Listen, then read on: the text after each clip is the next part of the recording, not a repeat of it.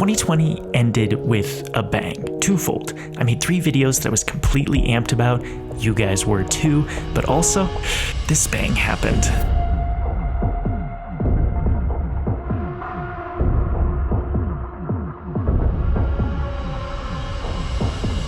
And I realized that if we were going to keep this content streak up, well, we needed to do something about this.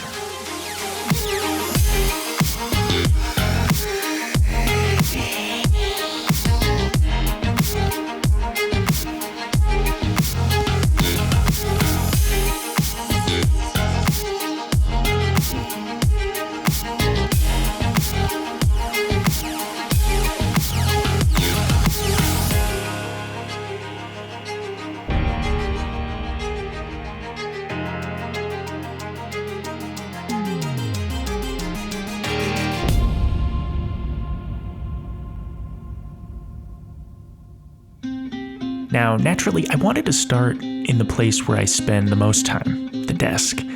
From those of you who may notice from past videos, the monitor arm is no longer being used and the monitor got moved to the middle of the desk. Here's why. I bought a graphics card, and long story short, after last video trying to make that sketch intro similar to the one you saw in this video, I was practically pulling my hair out, and unfortunately, this thing's a chunky boy, so we needed to restructure the desk to fit around this. Now, the reason I put it centrally behind the monitor is because the connection to the external graphics card enclosure is USB Type-C. And this was important to me because I have an old Windows PC that I've been doing some gaming on that has a Thunderbolt USB-C port. And so by buying an external enclosure, I not only beefed up my gaming experience, but also my editing experience on my Mac. It seemed like the cheapest solution. The enclosure was straight plug and play on my Mac, which was fantastic. Took a little bit of finicking from my Windows Nook computer, but all in all, pretty good bang for the buck, which left me with one remaining question.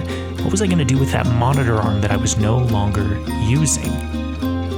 Well, what's our motto? Creativity from constraint? Hold my beer. And yes, I know this isn't beer. Trust me, I was just as bummed as you to find out on the day of filming this that we were out of beer.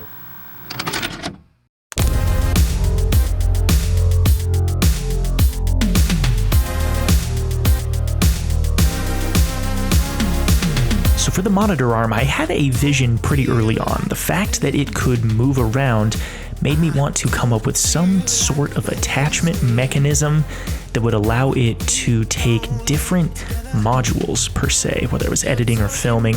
I wanted it to be multi-purpose, but also float different handy things around the desk. The first one that I really had in mind was my audio interface. For the attachment, I decided to go with a V-mount plate. I've always found this to be a really solid but easy to swap in and out connection. Now to just get the adapter on the actual interface itself.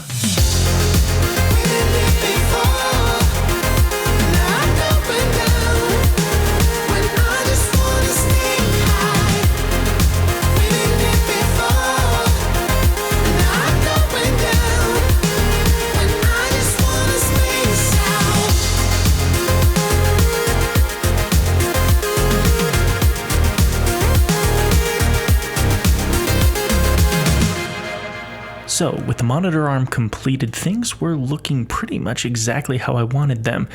External graphics card positioned perfectly for both gaming and editing, as well as the overall desk just being cleaned up in general. It was time to turn our focus on the next thing.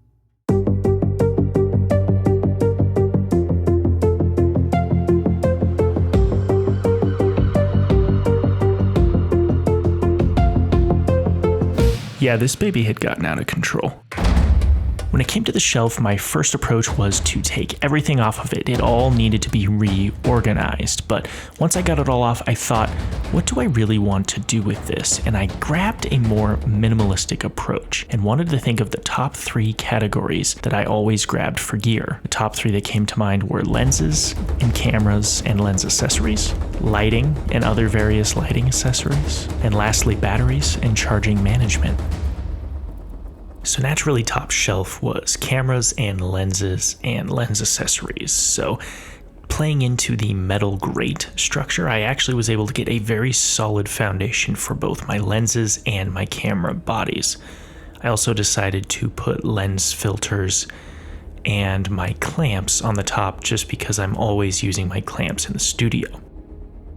For the second shelf, there wasn't as much room as I was expecting on the top shelf, so microphones actually bled down to the second shelf alongside all of my smaller lights that I use for various lighting conditions, which just left us with the bottom shelf for battery management.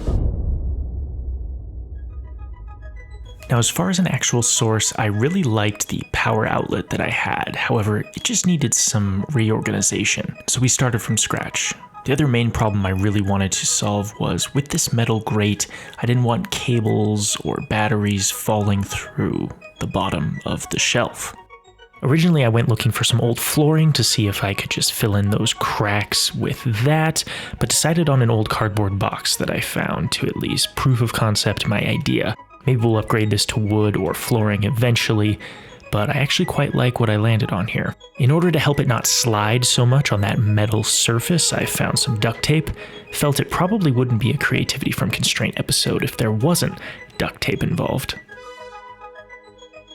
So after cutting it in half, adding the duct tape and placing it on the bottom shelf, I decided to place all of the battery chargers that I needed, space them out accordingly, and then get a little bit of painter's tape to see if I couldn't strap down the cables so that the chargers wouldn't move around. The thought behind this is I have a ton of micro USB cables, so that's fine if those are stationary and locked in place, but if I need to take a charger on the run, I can easily unplug it.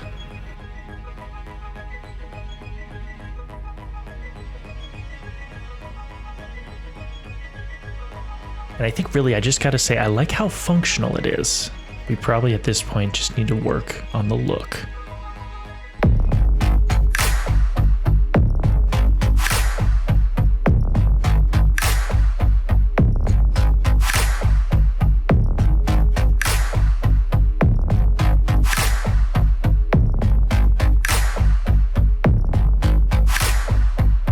And well, I called it good there for the shelf. And really at this point, now that the desk was organized exactly how I wanted it and the shelf was organized exactly how I wanted it, there was one less glamorous problem left to fix. And that was the mess in my closet and on my floor.